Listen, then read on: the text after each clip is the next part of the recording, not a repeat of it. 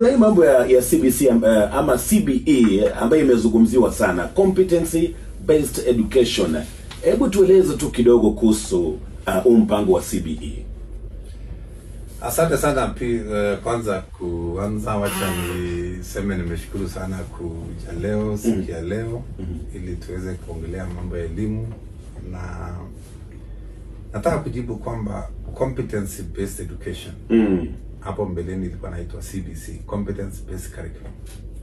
Lakini sasa tumeanza sasa kuibrand kwa sababu hii ni system ya education, na hii competence based education CBE ni elimu ambayo ina focus sana kwa the skills, the competences ya mwanafunzi na inasaidia wanafunzi ili waweze kuelewa ni mambo gani wanaweza fanya ili waweze kujimudu kimaisha. Na unavyojua ile mfumo wa kitambo wa elimu ilikuwa na focus sana mambo ya knowledge, lakini ni sana mambo ya practicals.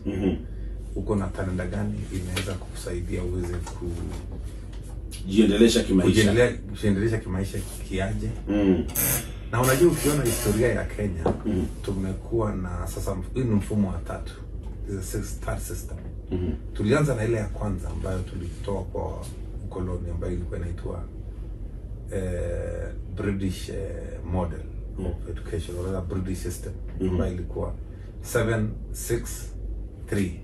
years primary, 6 years secondary, alafu 3 years university.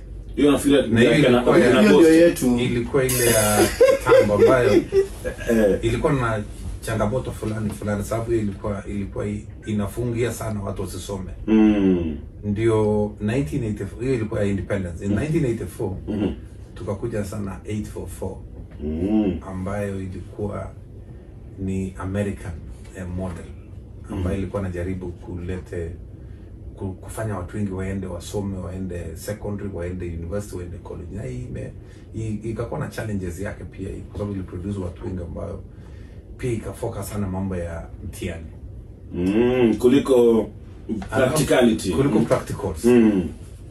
Alafu hii mfumo ya sasa ya CBE ambayo ni competence based education is also an international curriculum ambayo ni European model.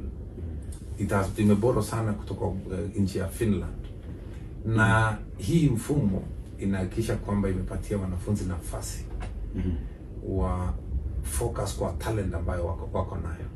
Sababu unaanza na miaka 2 pre-primary,